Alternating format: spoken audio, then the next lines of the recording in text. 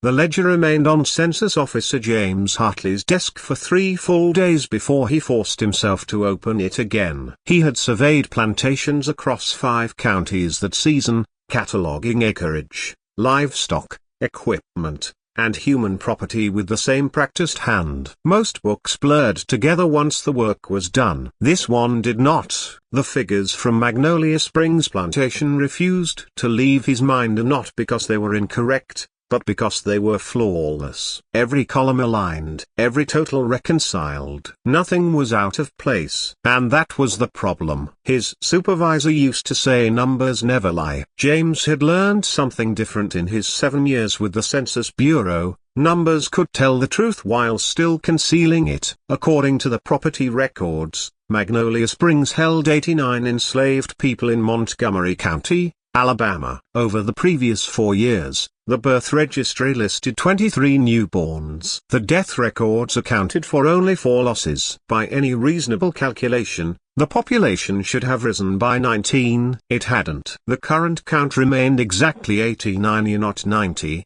Not 88, accounting for sales or transfers. 89. Perfectly unchanged. When James questioned the plantation's administrator, a narrow-shouldered man named Virgil Crenshaw, the response came with a thin, rehearsed smile that never reached his eyes. Crenshaw suggested clerical mistakes. County offices were sloppy, he said. Paperwork was complicated. Errors happened. But James had already checked. Every birth was properly filed. Each infant's name was written in neat, deliberate script. Dates, parentage, witnesses are all present. And yet 19 children had simply disappeared. No bills of sale, no transfer documents, no death certificates, no trace that they had ever existed beyond ink on a page. Neighboring plantations known for work songs drifting across cotton fields or Sunday gatherings where preachers brought news from other counties, Magnolia Springs existed in persistent unnatural quiet. Travelers on the river road rarely stopped there. Those who did commented on the silence. No children's voices,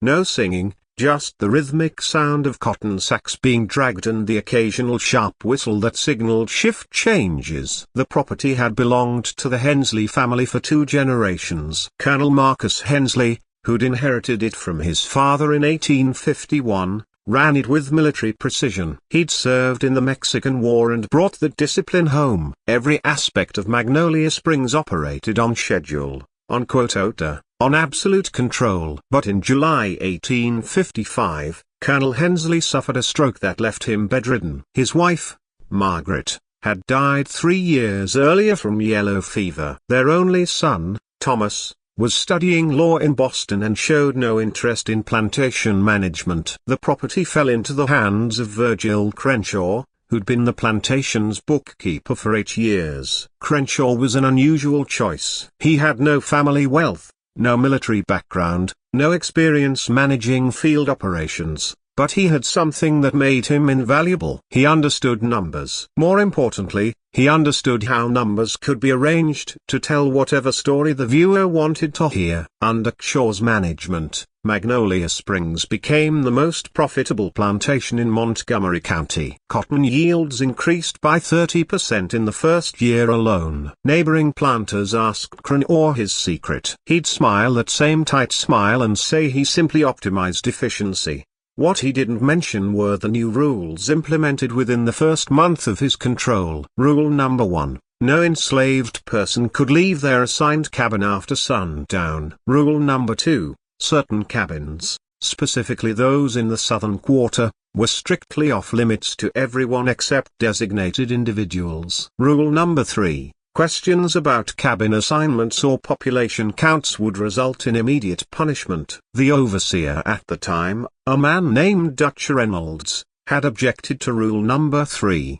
He'd worked at Magnolia Springs for 12 years and knew every person on the property by name. The restrictions made no sense to him. Dutch Reynolds disappeared in August 1855. The official record stated he'd taken a position at a plantation in Mississippi. His wife and children, however, remained in their small house at the edge of Magnolia Springs. When asked about her husband's sudden departure, Mrs. Reynolds would only say that Virgil Crenshaw had explained everything to her and she had no further comment. The new overseer, Silas Beck, asked no questions at all. James Hartley returned to Magnolia Springs on a Tuesday morning in late March 1859. He'd filed his initial report, but couldn't shake the numerical impossibility. 19 children couldn't simply vanish without documentation. His supervisor had dismissed his concerns. Clerical errors happened, especially in rural counties where record-keeping was less rigorous. But James knew the difference between sloppy bookkeeping and deliberate concealment. This time he brought different documents: the county birth registry, the plantation's quarterly reports to the state agriculture board,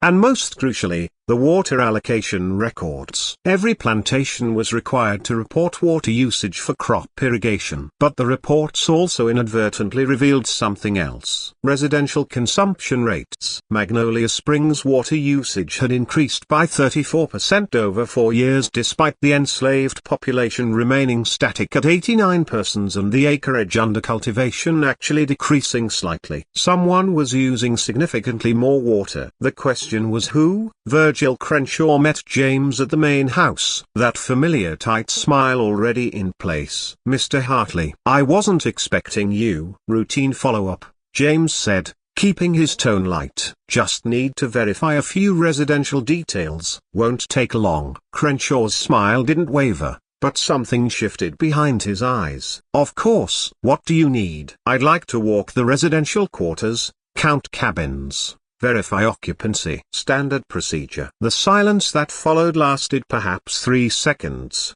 but James felt each one. "The fields are quite active today," Crenshaw finally said. "It might disrupt." "I won't need to speak with anyone," James interrupted smoothly. "Just a visual count. I've done hundreds." "Very quick." Crenshaw studied him, then nodded. "Silas will accompany you." "For your safety." "Of course." "Some areas of the property can be hazardous." Silas Beck led James through the northern residential quarter first. These cabins housed the field workers, 18 structures, 4 to 6 persons each, exactly matching the records, everything accounted for, everything visible. "And the southern quarter?" James asked. Silas's jaw tightened almost imperceptibly. "This way." The southern quarter was positioned behind a dense growth of magnolia trees that formed a natural screen.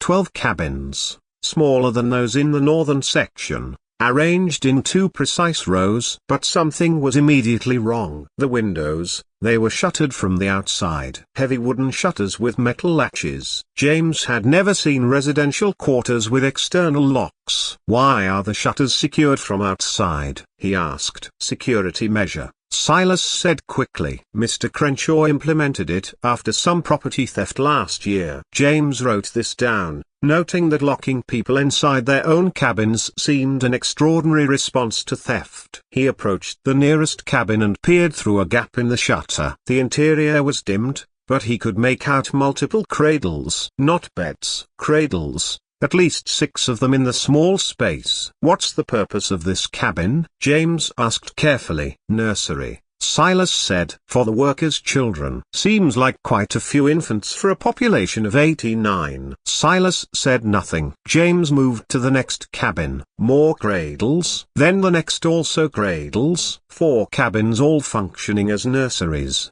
all with shuttered windows that could only be opened from outside. "I'll need to see inside," James said. "The children are sleeping." "Mr. Crenshaw asks that we not." "I'll need to see inside," James repeated, no longer keeping his tone light. Silas looked toward the main house, clearly calculating. Finally, he produced a key ring and unlocked the shutter on the 3rd cabin. He pushed the window open. The smell hit James first. Milk, soiled cloth, and something medicinal. His eyes adjusted to the dim interior. 6 cradles lined the walls. 4 were occupied, and every infant he could see had pale skin and light-colored hair. James felt his mouth go dry. He moved to the next cabin window. Silas unlocked it without being asked this time. Resignations settling over his features. More pale-skinned babies. 7 in this cabin. The 3rd nursery cabin held 5 more. The 4th held 8. 24 white infants, all under the age of 3 by his estimate. All housed in locked cabins in the enslaved quarters of a plantation where no white children were listed in any official record. "Mr. Beck," James said slowly, "I'm going to need to speak with Mr. Crenshaw immediately, and I'm going to need to see every record related to these children, every single document." Silas's voice came out barely above a whisper. "You should leave, Mr. Hartley. File whatever report you need to file, but you should leave this property right now." "Is that a threat?" "No, sir," Silas said. And for the first time, James heard something in his voice that chilled him more than anger or hostility could have. It was fear. That's advice from someone who wants to sleep at night. James didn't leave. Instead, he walked directly to the main house and informed Virgil Crenshaw that he was invoking federal census authority to examine all residential records effective immediately. Crenshaw could cooperate or James would return with a federal marshal. Crenshaw's smile finally disappeared. For a long moment, he simply looked at James with an expression that was difficult to read. Calculation mixed with something almost like resignation. "Very well," he said quietly. "The records are kept in the West Office." The room Crenshaw led him to was surprisingly small, just off the main plantation office, but it was meticulously organized. Leather-bound ledgers lined shelves labeled by year and category. Everything filed, everything indexed. Crenshaw pulled down 3 volumes and placed them on the desk. "These contain what you're looking for." James opened the first volume. It was titled simply Special Residential Accounts 185511859. The entries were coded, but James had seen enough of plantation records to recognize the basic structure. Each page detailed a transaction, a date, an origin point, a delivery notation, and a placement record. But the language was unusual. Instead of purchased or transferred, the entries used the word received. Instead of names, there were only numbers. Infant number 1, infant number 2, continuing sequentially. "What is this?" James asked, though something in his chest already knew. Crenshaw sat down across from him. When he spoke, his voice carried no emotion whatsoever. "You seem like an educated man, Mr. Hartley. So, let me ask you a question. What happens to children born to women who cannot keep them? Women who are unmarried or whose circumstances make motherhood problematic?" James felt ice spreading through his veins. "Foundling homes, charitable institutions. In cities, yes, but what about women in small towns, rural areas? Women whose families would be ruined by scandal?" Crenshaw tapped the ledger. "The institutions in Mobile and Montgomery are always full. They turn away dozens every month. Those women still have babies. Those babies still need to go somewhere." "You're telling me these are orphans?" Crenshaw said. "Foundlings. Children who would otherwise be left on church steps or worse. We provide a service. The mothers receive discretion. The infants receive care. The plantation receives compensation for that care. Everyone benefits." James's mind reeled. "Compensation from whom?" Crenshaw pulled down another ledger, this one labeled External Accounts. He opened it to show columns of payments, each linked to a numbered infant. The payment sources were coded as well, but James could see they came from various towns across Alabama, Mississippi, and Georgia. "The families pay?" James asked. "Not the families directly. That would create records. We use intermediaries, lawyers mostly, sometimes doctors who attended the births. They handle the financial arrangements. The mother never has direct contact with us. As far as she knows, her child went to a foundling home in another state. But instead, they're here in slave cabins, locked in. We call them nurseries," Crenshaw corrected. "The children are cared for by wet nurses, fed, kept clean, and healthy. It's far better than what most orphanages provide, I assure you." James forced himself to stay calm, to keep asking questions. "For how long?" "What happens when they're older?" Crenshaw's expression didn't change. "That depends on what?" "On the arrangements made. Some families want the children to disappear permanently. Those remain here and eventually transition to field work around age 5 or 6. Others," he paused, "others want the option of reclaiming the child later once circumstances change. A hasty marriage made legitimate, for example, or a family death that provides inheritance rights. Those children are maintained separately and can be retrieved upon payment of outstanding care fees. The full horror of it crystallized in James's mind. This wasn't just hiding illegitimate children. This was a systematic operation that trafficked infants, holding them as leverage, as property, as commodities. And the true genius of it, the thing that made James' stomach turn, was how perfectly it exploited the existing plantation structure. White children held in slave quarters wouldn't appear in white household records. They were invisible, hidden in plain sight within a system already designed to dehumanize and conceal. How many, James asked quietly, total? How many children have passed through here? Crenshaw considered the question, then pulled down another ledger. Since we began operations in July 1855, 127 infants received. Of those,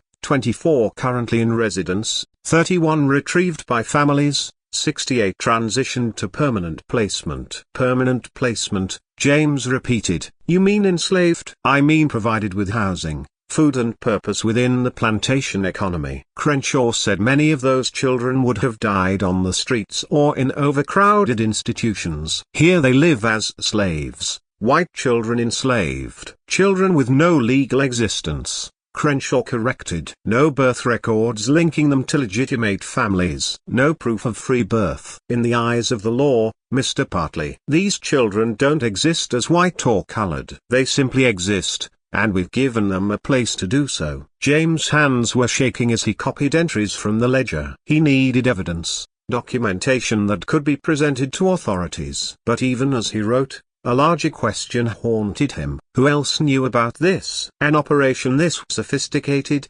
running for 4 years, involving multiple states. It couldn't be Crenshaw alone. There had to be a network. Doctors delivering the babies and arranging the transfers, lawyers handling payments, county clerks who conveniently overlooked certain registry gaps, perhaps even judges ensuring that questions were never asked. I want to speak with the women caring for these children, James said. Crenshaw's expression hardened. That's not necessary for census purposes. I'm making it necessary. They stared at each other. Finally, Crenshaw stood. Cabin 7. But I'll be present during the conversation. The woman in cabin 7 was named Ruth. She appeared to be in her mid-30s with careful eyes that assessed James the moment he entered. 4 cradles occupied the cabin, 3 with sleeping infants, 1 empty. Ruth, Crenshaw said, his voice carrying a warning. This is Mr. Hartley from the Census Bureau. Answer his questions honestly. Ruth's gaze flickered between them. Yes, sir. James tried to make his voice gentle. How long have you been caring for these children? 3 years, sir, since Mr. Crenshaw set up the nurseries. And where did these babies come from? They brought to me, sir. I don't ask questions about where. Who brings them? Different people. Sometimes drive Whitfield from Montgomery. Sometimes men I don't know. They arrive at night mostly. James noted the name Drive Whitfield. He continued, and you feed them? Care for them? Yes, sir. I nursed my own baby when this started, so I had milk. Now I care for them on bottles. Goat milk mostly. Mr. Crenshaw provides what they need. What happens when they get older? When they're no longer infants? Ruth's eyes lowered. The silence stretched. Ruth, Crenshaw said softly, and there was something in that tone that made James' skin crawl. Not anger, but a reminder of some shared understanding. Some get taken back, Ruth said quietly. Families come for them. I clean them up, dress them nice, and they leave. And the others, her voice dropped to barely a whisper. They move to different cabins, learn to work, become part of the property. James felt bile rise in his throat. These are white children. How can you? He stopped himself, realizing the cruelty of the question. Ruth wasn't the architect of this system. She was trapped in it, forced to participate or face consequences he could only imagine. Instead, he asked, have any of the children ever been reclaimed? Ruth nodded. Last month, a baby girl maybe 18 months old. A lady came for her, wore a veil so I couldn't see her face. She cried when she held the baby, said her husband had finally died, and she could acknowledge her daughter now. Did you get her name? No, sir. Mr. Crenshaw handled it in the main house. James turned to Crenshaw. I'll need those retrieval records. Those are private financial arrangements. Confidential. This is a federal census investigation. Nothing is confidential. For the first time, Crenshaw's composure cracked slightly. You don't understand what you're interfering with, Mr. Hartley. This isn't some backwoods scheme. The people involved. You cannot possibly comprehend the reach of this network. Then help me comprehend. Give me the names. Crenshaw stared at him for a long moment. Then, unexpectedly, he laughed. A short bitter sound. You want names? Fine. I'll give you names. But first let me show you something. Back in the records room, Crenshaw pulled down a locked box from the top shelf. He opened it with a key he wore on a chain around his neck. Inside were letters, dozens of them bundled with ribbon by year. Correspondence, Crenshaw said, spreading several across the desk. Read them. James picked up the first letter. It was dated September 1856. Written on expensive stationery with an embossed header from a law firm in Atlanta. The language was formal, discussing placement arrangements for client matter number 47 and confirming discretionary fund transfer of $800 for ongoing residential care. The next letter came from an address in Savannah written in elegant feminine script. It begged for updates on the child I entrusted to your care in April and included a money order for $200 with a plea that every comfort be provided. James read letter after letter. Some were clinical and businesslike, others were heart-wrenching mothers desperate for news promising any amount of money to ensure their children were healthy and safe. Several referenced future retrieval once circumstances permitted. One letter dated January 1858 was different. It came from a law office in Montgomery, only 20 miles away. The language was threatening. It stated that the child designated as infant the 89 must be returned immediately and warned that failure to comply will result in legal action that will expose this entire enterprise. There was a response letter clipped to it written in Shaw's precise handwriting. It was brief. Infant D89 deceased due to fever.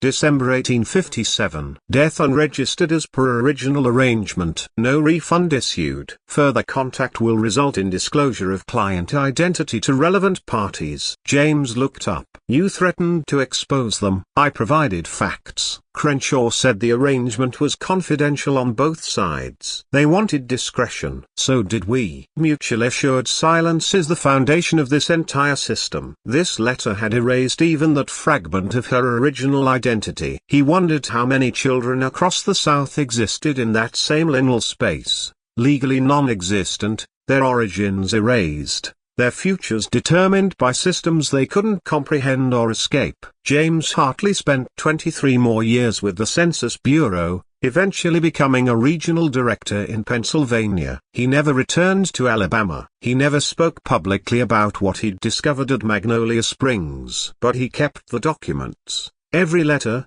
every ledger copy, every note from his investigation. He organized them meticulously, creating a comprehensive archive of the network's operations during that brief period when it had been partially exposed. In 1881, James donated this archive to the Pennsylvania Historical Society under a restricted access agreement. The materials were to be sealed until 1920, 61 years after the investigation. Long enough that anyone directly involved would likely be deceased. The donation receipt listed the contents simply as documents relating to census irregularities and child placement practices in Alabama 1855 to 1859. James died in 1882. 1 year after making the donation. His obituary in the Philadelphia Inquirer described him as a dedicated public servant and meticulous record keeper who contributed significantly to census methodology improvements. There was no mention of Magnolia Springs,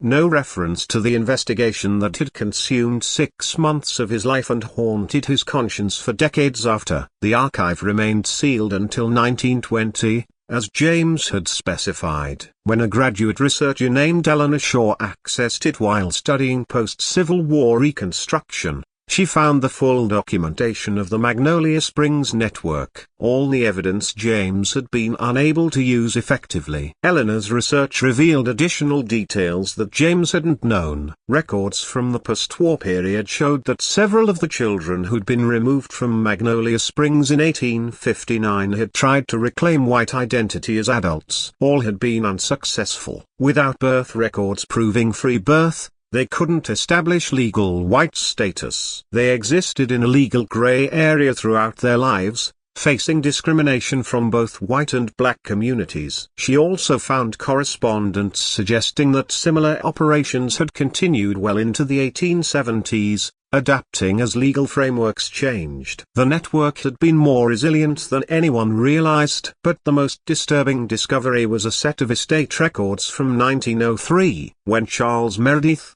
the New Orleans lawyer who'd coordinated the network, died. His estate papers included a private ledger found in a locked desk drawer. This ledger contained the real names, birth mothers matched to infant numbers, original placement dates, retrieval arrangements, death declarations, both real and fabricated. It documented 412 children processed through the Plantation network between 1854 and 1861. Of those, 89 were retrieved by families. 114 were recorded as deceased, though the ledger marked 67 of those deaths with a small asterisk suggesting they were administrative fictions. The remaining 209 were listed as integrated assets with transfer records showing they'd been sold to various plantations across the South. Eleanor spent 3 years trying to trace what happened to those 209 children. She found fragments, property records showing child-aged workers purchased from the 4 network plantations,